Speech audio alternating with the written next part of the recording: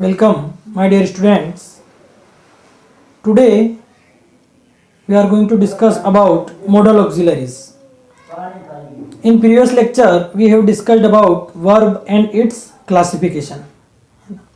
कल हमने जो वीडियो देखा उसमें वर्ब को क्लासिफाई कर रखा था हेल्पिंग वर्ब और मेन वर्ब में.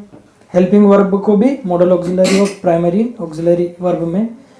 So today we are going to discuss about modal auxiliary verb, है ना. मॉडल ऑक्सिलरी वर्ब कौन की? कैन, कुड, माइट, मे, जो कल आपको पूरा बता.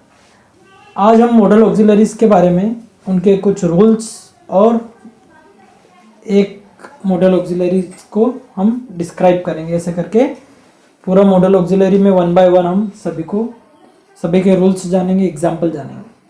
सो first rule of modal auxiliary verb. Rule first is modal auxiliary verb are not used as main verb.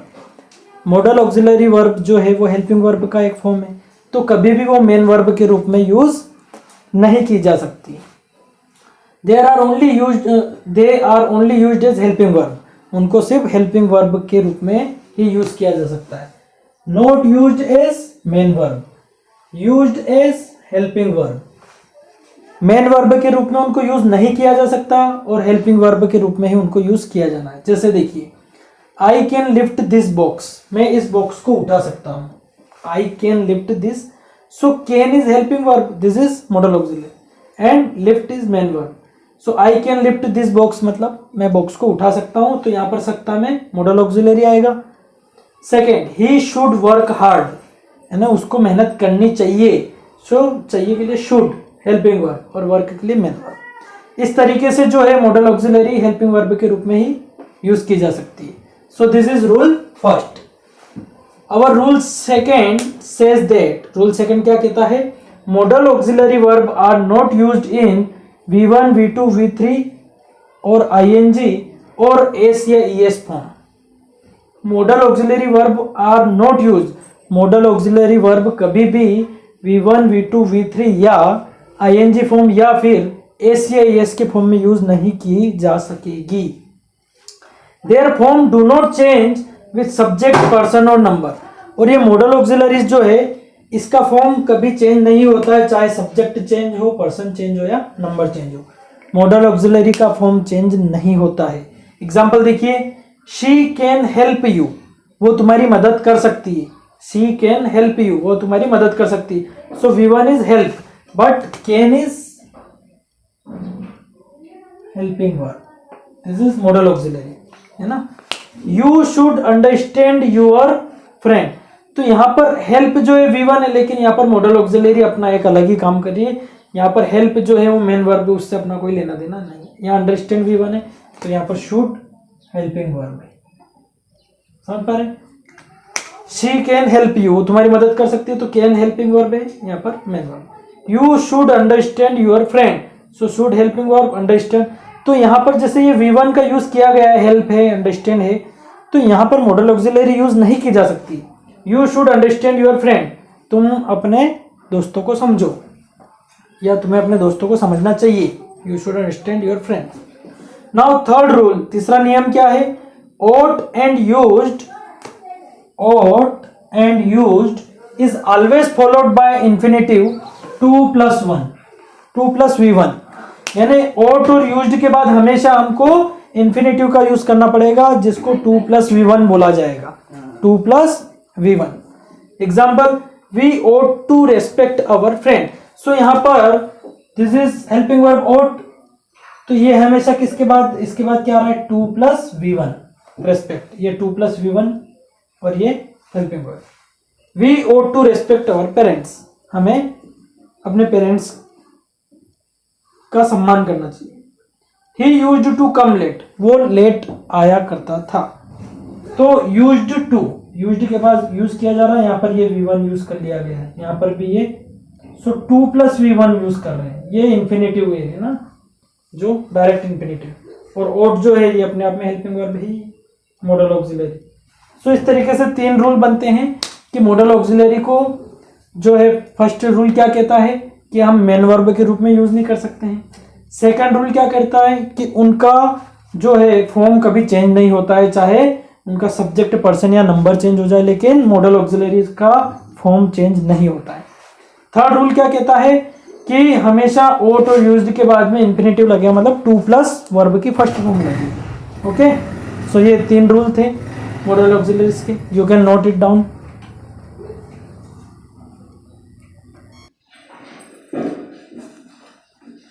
Now, after these 3 rules, we are going to discuss about use of can and could.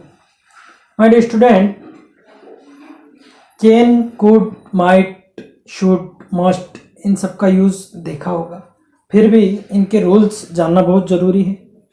So can और could में बहुत ज़्यादा बच्चे confuse होते रहते हैं, तो देखते हैं कैन और कुड का क्या डिफरेंस है। Use of can and could. So rule first क्या कहता है, use of can and could है ना, उपयोग जानने वाले। रूल फर्स्ट है इनका, can denotes power, ability and capacity. Can क्या डिनोट करता है, जब भी हम सेंटेंस में कैन का यूज करते हैं तो can denotes power, ability and capacity. Power मतलब ताकत, एबिलिटी योग्यता, एंड कैपेसिटी मतलब सामर्थ्य। तो ताकत, योग्यता या सामर्थ्य को शो करने के लिए कैन का यूज किया जाता है। तो फिर कुड का यूज क्यों करते हैं, so could denotes past ability, power और कैपेसिटी। सेम चीज है बट यहां पर एक वर्ड लग गया है पास्ट, यानी कुड का जब भी यूज करते हैं तो अतीत की पावर, अतीत की योग्यता और अतीत के सामर्थ्य को बताने के लिए कुड का यूज किया जाता है। सो कैन जो प्रेजेंट में चल रहा है या फिर फ्यूचर में कर सकते हैं, और कुड के लिए जो है एक चीज, तो फर्स्ट रूल तो ये हो गया कि हम पास्ट की एबिलिटी और पावर और कैपेसिटी के लिए हम कुड का यूज करते हैं। तो ये एक डिफरेंस तो आपको समझ में आ गया होगा कि ये जो है अभी वर्तमान या फिर फ्यूचर के लिए यूज करते हैं, और ये कुड जो है पास्ट एबिलिटीज, पावर और कैपेसिटी के लिए यूज करते हैं। एग्जांपल देखिए, he can lift the box, यानी वो बॉक्स को उठा सकता है। तो यहाँ पर कैन का यूज किया गया है क्योंकि ये अभी की बात चल रही है। But I could not come yesterday, मैं कल नहीं आ पाया था। तो I can, he can lift the box, यानी वो बॉक्स को उठा सकता है, ये अभी की बात हो रही है, या फिर फ्यूचर में भी अपन बात कर सकते हैं, पर वो अभी की बात है। I could not come yesterday, यानी मैं कल नहीं आ पाया था। तो ये पास्ट की बात हो रही है कि I could not come yesterday, है ना, मैं नहीं आ पाया था। तो ये कुड यानी ये पास्ट की बात कर रहा है, यहाँ पर ये अभी की बात कर रहा है। ये सकता और सका, मैं कल नहीं आ सका, तो ये पास्ट की, अतीत की जब बात की जा सकती है तो वहां पर कुड की बात आती है। ठीक है, so this is rule first. यहाँ पर ये बात करना है कि कैन, रूल फर्स्ट क्या कह रहा है अपनों को कि कैन अभी वर्तमान या फ्यूचर की बात करेगा, जबकि कुड जो है अपनों को अतीत या पास्ट की बात करेगा। रूल सेकंड क्या कहता है, can is also used for taking, giving permission. Can का एक और यूज क्या होता है, या तो परमिशन लेना हो या परमिशन देना हो। Can is used for taking, giving permission, permission लेने के लिए और परमिशन देने के लिए हमको कैन का यूज किया जाता है। जैसे example, you can go now, अब तुम जा सकते हो, परमिशन मिल गई, दे दी permission, you can go now. Can I come in, क्या मैं अंदर आ सकता हूं, तो ये तो परमिशन दे दी कि यू कैन गो नाउ, तो यहाँ पर कैन का यूज कैसे किया गया, परमिशन देने के लिए। Can I come in, permission मांगने के लिए, क्या मैं अंदर आ सकता हूं। और इसका जो फिर अपन पढ़ते हैं मे आई कम इन, तो वो पोलाइट रूप है ना, ये एक फॉर्मल रिक्वेस्ट जैसे फ्रेंड्स के बीच में है, या फिर ज्यादा अंतर नहीं है पद में, तो कैन आई कम इन आता है कि मैं, क्या मैं अंदर आ सकता हूँ। जबकि मे आई कम इन बहुत ज्यादा सामने वाले को रेस्पेक्ट देने के लिए मे का यूज किया जाता है। तो कैन आई कम इन मतलब मैं अंदर आ सकता हूँ, यू कैन गो नाउ अब तुम जा सकते हो। तो परमिशन देने के लिए और परमिशन लेने के लिए भी हम कैन का यूज करते हैं। ये रूल सेकंड हो गया। रूल थर्ड क्या कहता है, can denotes theoretical possibility. Theoretical possibility मतलब, थ्योरेटिकल मतलब कुछ हो नहीं रहा है लेकिन ऐसी संभावनाएं जब जताई जाती है, या फिर जिसको थ्योरेटिकल बोल सकते हैं कि हाँ ठीक है अभी ये बात हो रही है ना, अभी हुआ नहीं। जैसे एवरीवन कैन मेक मिस्टेक, सभी गलतियां करते हैं, या फिर एवरीवन कैन मेक मिस्टेक यानी सभी गलतियां कर सकते हैं।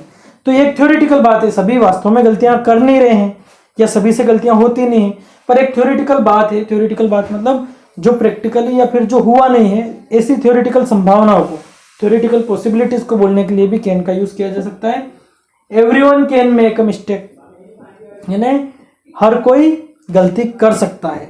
तो ऐसी थ्योरेटिकल बातें हैं जो हकीकत में नहीं है, लेकिन उनको थ्योरेटिकल बोलते हैं, बहुत सारे बोलने के लिए बहुत कुछ है। तो उन थ्योरेटिकल पॉसिबिलिटीज को भी हम कैन के अंतर्गत बोल सकते हैं, कैन का यूज करके।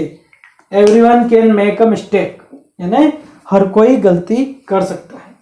रूल 4, चौथा नियम क्या कहता है? Could is used to show remote possibility.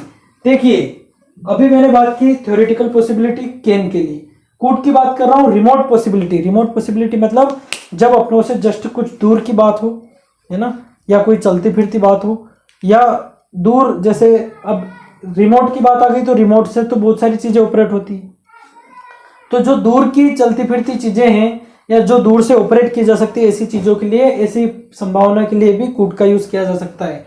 जैसे there could be a bomb under your seat, यानी आपकी सीट के नीचे बॉम्ब हो सकता है। तो अब यहाँ कैन का यूज क्यों नहीं किया गया? देयर कैन बी अ, तो कैन मतलब जो है वो एक थ्योरेटिकल संभावना को शो करता है, लेकिन यहाँ पर रिमोट पॉसिबिलिटी के लिए कूड का यूज भी किया जा सकता है। There could be a bomb under your seat, यानी आपकी सीट के नीचे बॉम्ब हो सकता है। तो रिमोट पॉसिबिलिटी हो गई, यानी दूर की बात हो गई जिसको रिमोट से किया जा सकता है। There could be a bomb under your seat, ठीक है ना। तो रिमोट पॉसिबिलिटी मतलब जो दूर की बातें हैं जिसको दूर से देख के हम किसी को बताना चाह रहे हैं कि इधर उधर कुछ हो सकता है। या फिर रिमोट पॉसिबिलिटी मतलब ये भी हो सकता है कि दूर से ऑपरेट होने वाली चीजों के लिए कूड का यूज किया जा सकता है। रूल 5 क्या कहता है?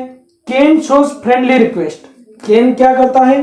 कैन से हम फ्रेंडली रिक्वेस्ट शो करते हैं, जबकि कूड शोज फॉर्मल रिक्वेस्ट। यहां पर रूल 1 में और रूल 5 में आपको कैन और कूड में डायरेक्ट डिफरेंस पता चल गया होगा।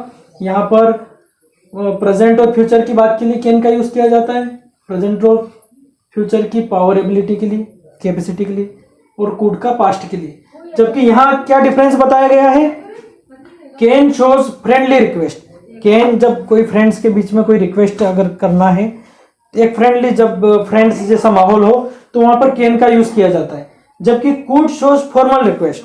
जबकि कूड का यूज कब किया जाता है? फॉर्मल, यानी किसी अधिकारी से बात करनी है या उनसे कुछ रिक्वेस्ट लेनी है, तो कूड का यूज किया जा सकता है। जैसे can I take your scooter, friend से मांग रहे हैं, फ्रेंडली रिक्वेस्ट है, can I take your scooter, क्या मैं तुम्हारा स्कूटर ले लूं, क्या मैं तुम्हारा स्कूटर ले सकता हूं, can I take your scooter. But formal request कैसे? Could I talk to mister Shukla, क्या मैं मिस्टर शुक्ला से बात कर सकता हूं। तो यहाँ पर एक फॉर्मल रिक्वेस्ट हो गई है ना। तो इन दोनों में डिफरेंस जानना है। ये आपका कैन और कुड का यूजेस हो गया है एग्जाम्पल के साथ में। आप इनको कॉपी में अच्छे से नोट डाउन करेंगे। Okay, you can make your notes on notes. Bye.